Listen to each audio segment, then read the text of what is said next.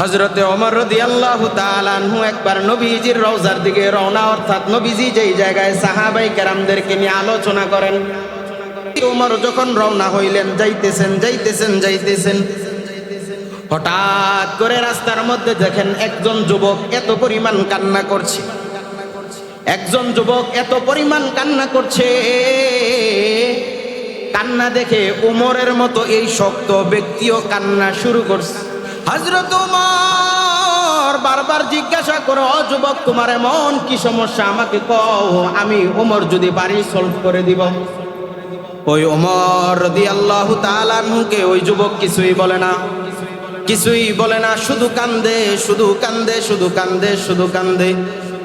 ওমর রাদিয়াল্লাহু তাআলা আনহু কান্না মাখা চোখ নিয়ে রাসূল সাল্লাল্লাহু আলাইহি ওয়াসাল্লামের দরজায় গেলেন। রাসূল সাল্লাল্লাহু আলাইহি ওয়াসাল্লামের দরজায় যাওয়ার পরে আল্লাহ রাসূল ওমরের চেহারার দিকে তাকায়া বলে, ও ওমর, তোমার চোখের মধ্যে পানি কেন, তোমার চোখের মধ্যে অশ্রু কেন? হযরত ওমর আল্লাহর রাসূলকে ডাক দিয়া বলো, নবী আমার, একজন যুবককে রাস্তার মধ্যে দেখলাম হাউমাউ করে কান্দে। জিজ্ঞাসা করলাম, ও যুবক, কেন কান্দো? যুবক তো কোনো কিছু কয় না। যুবক শুধু কান্না করে। আল্লাহর হাবিব বললেন, ও ওমর, একজনকে পাঠাও গিয়া ওই যুবককে বলো নিয়ে আসার জন্য। হযরত ওমর রাদিয়াল্লাহু তাআলা আনহু একজন পাঠাইলেন ওই লোককে আনবার জন্য। ওই লোক আল্লাহ রাসূল সাল্লাল্লাহু আলাইহি ওয়াসাল্লামের দরজায় আসলেন। আসার পর ওই লোক কান্না করতেছেন। আল্লাহ রাসূল জিজ্ঞাসা করলেন, যুবক, তুমি কেন কাঁদো? ওই যুবক বলেন, রাসূল, আমি এত বড় গুনাহ করছি যেটা আমার জন্য ক্ষমা হওয়ার কোনো সুযোগ নেই। আল্লাহর হাবিব বললেন, তুমি যেই গুনাহ করেছ, এই গুনাহ কি আল্লাহ পাকের রহমত থেকেও বড় নাকি? ওই যুবক কয়, হ্যাঁ আল্লাহর রাসূল, আল্লাহ পাকের রহমত থেকেও আরো বড়। আল্লাহর হাবিব আবার জিজ্ঞাসা করলেন, আল্লাহর আরশ থেকেও কি তোমার ওই গুনাহ বড়? ওই সাহাবী, ওই যুবক আবার বললেন, হ্যাঁ, আল্লাহর আরশ থেকেও আমার গুনাহ বড়। আল্লাহর হাবিব এইবার বললেন, তোমার গুনাহটা কি আমার একটু কও। ওই সাহাবী কাঁদতেছে আর বলে, আল্লাহর হাবিব, আমি কাফনের ব্যবসা কইরা খাই। আমি যখন মদিনায় কোনো মানুষ মারা যায়, আমি 2-1 দিনের মধ্যে ওই কবরে গিয়া ওই কাফনের কাপড়টাকে উঠাইয়া নিয়া এইটা ধুইয়া আবার বিক্রি। আমার অন্তরের মধ্যে শয়তান আইসা ধোঁকা দিল যে, ও যুবক, এত সুন্দর নারী পৃথিবীতে আর পাইবা না, এত সুন্দর নারী পৃথিবীতে আর কখনো দেখবা না। ও যুবক, যাও, তুমি এই নারীর সাথে গুনাহের মধ্যে আবদ্ধ হয়ে যাও।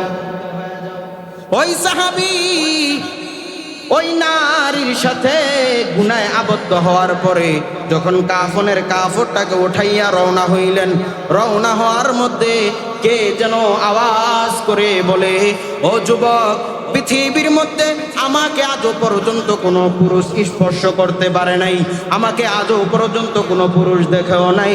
আমার পরিবার আমাকে পবিত্রতার সাথে এই কবরের মধ্যে রেখে গেল, আর তুমি আমাকে অপবিত্র বানাইয়া আমার মালিকের দরজায় আমাকে বড় অপরাধী বানায়া ফেললা। আমি আমার মালিকের দরজায় কিভাবে দাঁড়াবো? এই অপরাধ নিয়ে আমি আমার মালিকের দরজায় কিভাবে দাঁড়াবো? এই লোক এইবার আল্লাহর হাবিবকে বলেন, ও নবী, এই কথা শুনবার পর আমার অন্তরটা বড় পাগল হয়ে গেছি। এরপর থেকে আমি পাগল হয়ে গেলাম। আমার এই গুনাহ যেভাবেই হোক মাফ করাইতে হবে, এর জন্য আমি এভাবে কান্না করি। আল্লাহর হাবিব একটু চোখটাকে রাগান্বিত বানায়া ওই সাহাবীর দিকে তাকাইলেন। সাহাবীকে বললেন, এত বড় গুনাহ, চোখ রাগান্বিত করে ফেলছে। তো যুবক তো মনে করছিল হয়তো রাসূলের দরজা আইলে রাসূল একটা সুন্দর আমাকে বিষয় বলে দিবেন যে তুমি এভাবে ক্ষমা পাইতে পারো। অনেক বড় গুনাহ, রাসূল একটা পথ দেখায় দিবে, কিন্তু রাসূলের চেহারা দেখে এই যুবকের এটা মনে হয় নাই। এই যুবক এখান থেকে দৌড়ে পালাই দেবে। যুবক এখান থেকে দৌড়ে ছুটে গেলেন যে আমার এই গুনাহ হয়তো রাসূল সাল্লাল্লাহু আলাইহি ওয়াসাল্লাম মাফ করাইতে পারবে না। এই যুবক পাহাড়ের উচ্চতায় উঠলেন, উঠে মালিককে ডাকা শুরু করলেন, ও দয়ার মালিক, পৃথিবীতে আমার কেউ নাই, একমাত্র আপনি আছেন। মনে করেছিলাম রাসূল হয়তো আমাকে ক্ষমা পায় দিবে, কিন্তু আল্লাহ, রাসূলের দরজায় আমি ক্ষমা পাইলাম না। ও আল্লাহ, দয়া করে আপনি আমার দিকে একটু কুদরতের নজর দেন। ও আল্লাহ, আপনি দয়া করে আমার দিকে একটু রহমতের নজর দেন। ও আল্লাহ, আপনি আমাকে এত বড় গুনাহ থেকে হেফাজত করতে।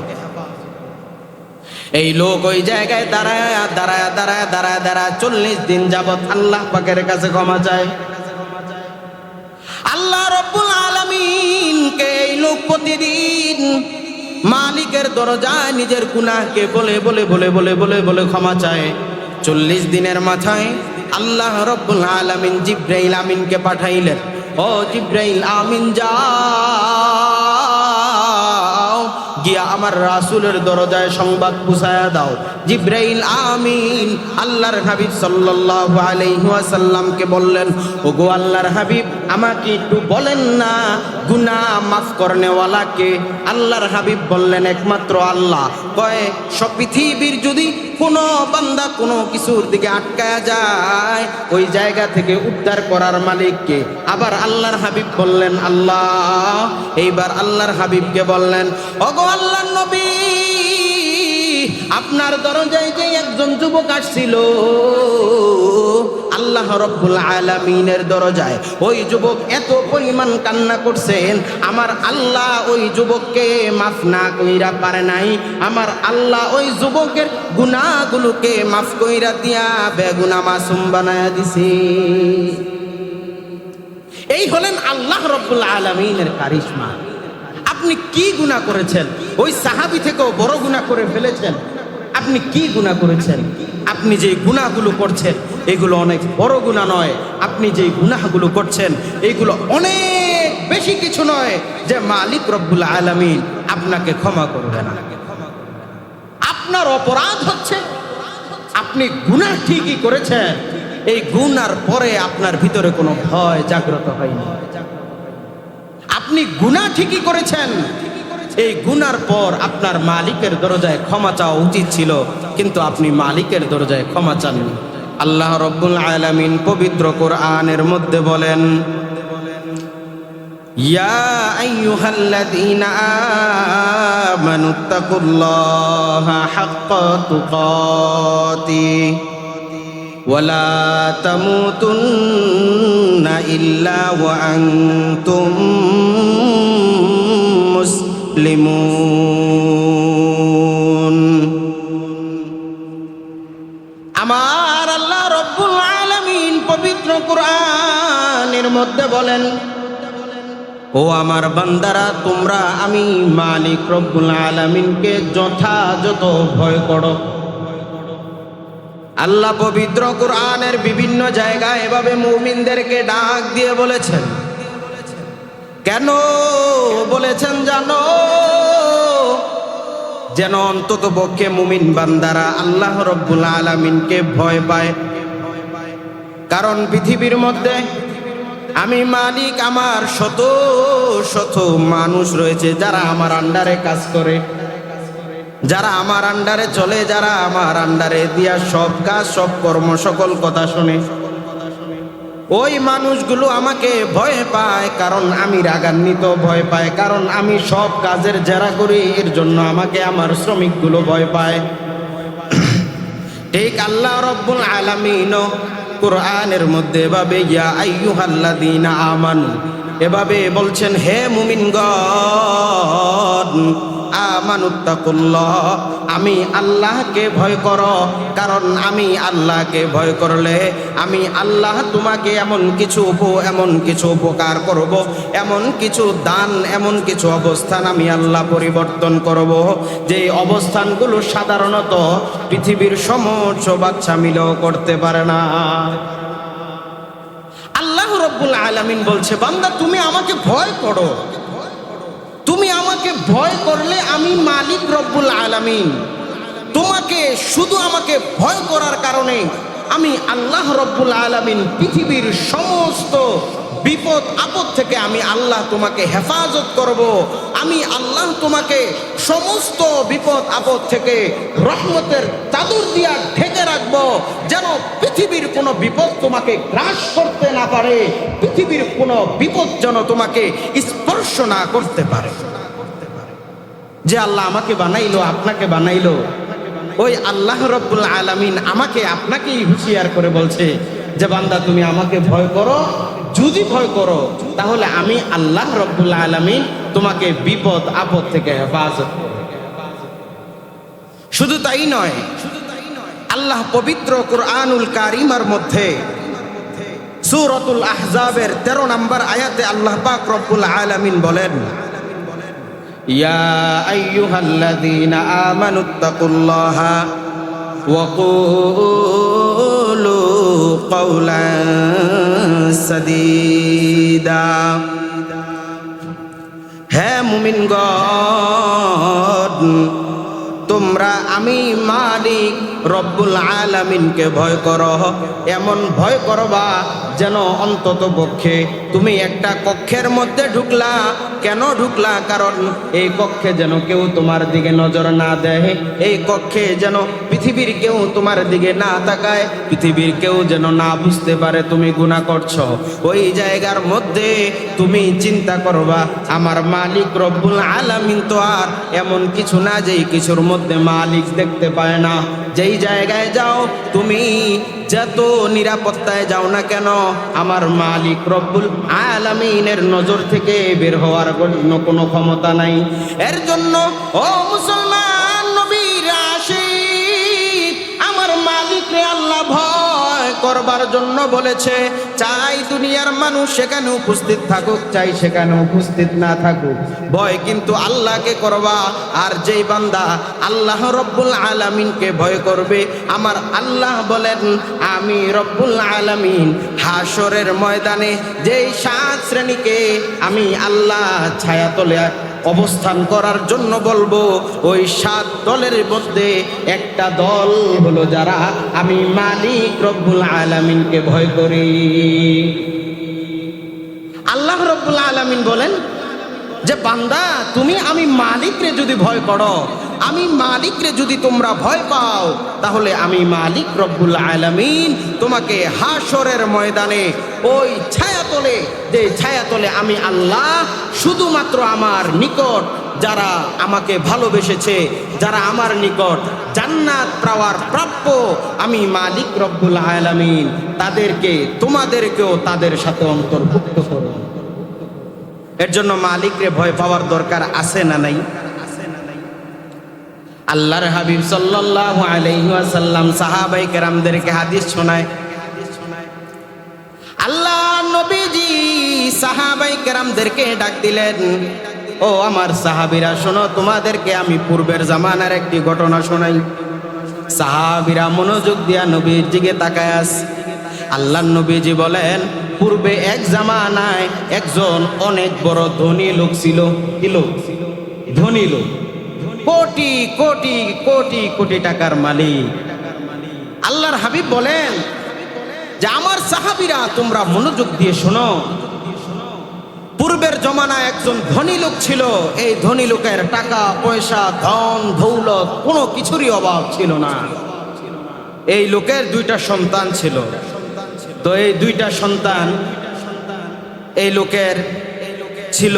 এই লোক যখন দুনিয়া থেকে বিদায় হয়ে যাবে, অর্থাৎ বিছনায় শোয়া, তখন এই লোক সন্তানদেরকে ডাক দিয়া বলে, আমার দুনিয়াতে কেউ নাই, আমার ধন সম্পদেরও কোনো কমতি নাই, সব ধন সম্পদই আমার আছে।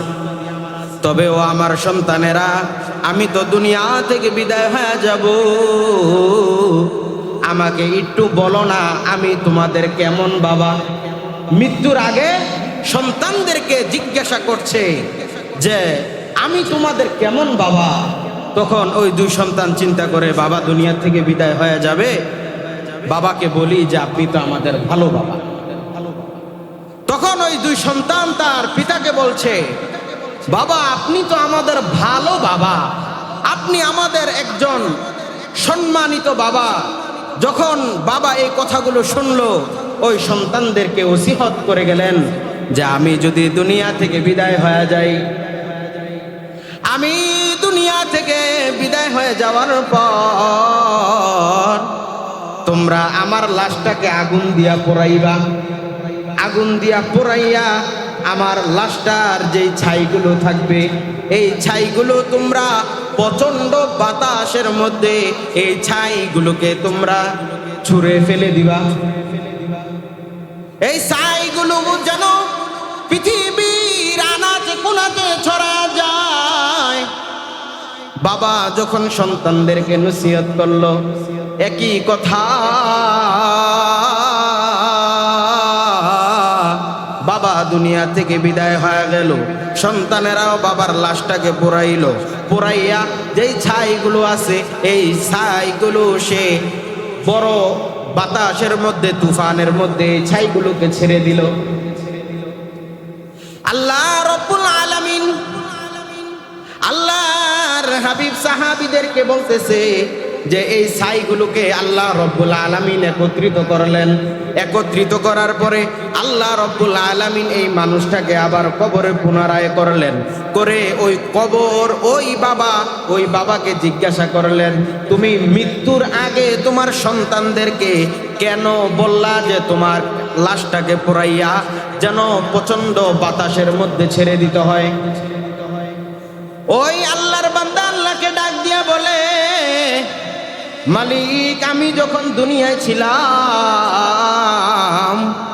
আমি এত পরিমাণ গুনাহ করেছি, আমি এত পরিমাণ অপরাধ করেছি, আমি এত পরিমাণ নাফরমানি করেছি, আমি জানি আমাকে আপনি মাফ করবেন না।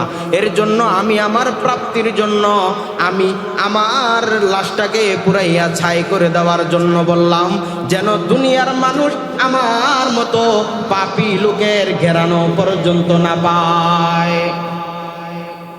আল্লাহ রব্বুল আলামিন বললেন যে আমি মালিকের ভয়ে তার চিন্তা ভাবনা, আকার আকৃতি, চাল চলন সব কিছু যেমন চেঞ্জ হয়ে গেছে, এই বান্দা যদি আমার ভয়ে এতটুকু করতে পারে, তাহলে আমি মালিক রব্বুল আলামিন এই বান্দাকে মাফ করতে সমস্যাটা কোথায়?